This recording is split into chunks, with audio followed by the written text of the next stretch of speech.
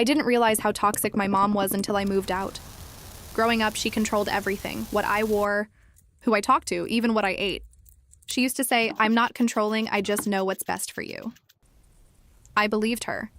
When I was 19, I finally moved into a small apartment across town. Nothing fancy, but it was mine. For the first time, I felt quiet. Like my thoughts were actually my own. That lasted about 3 days. On the 4th day, I came home from work and something felt off.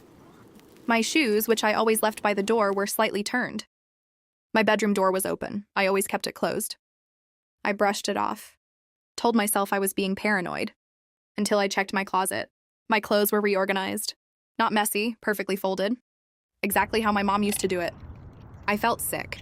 I called her immediately.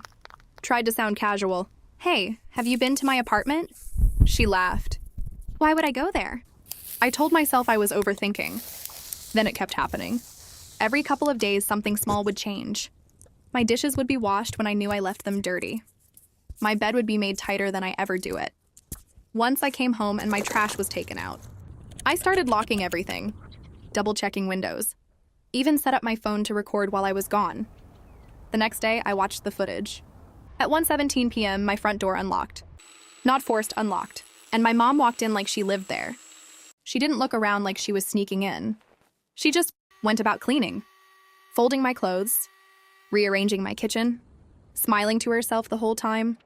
I confronted her that night. She didn't even deny it. "I was helping you," she said. "You clearly can't take care of yourself." I told her she couldn't just break into my apartment. She tilted her head and said something that made my stomach drop. "I didn't break in. I have a key." I never gave her one. I changed the locks the next day. For a week, nothing happened. Then last night, I came home and everything was exactly how I left it. Nothing moved. Nothing touched. But sitting in the middle of my kitchen table was a spare key and a note in her handwriting. "You shouldn't lock me out."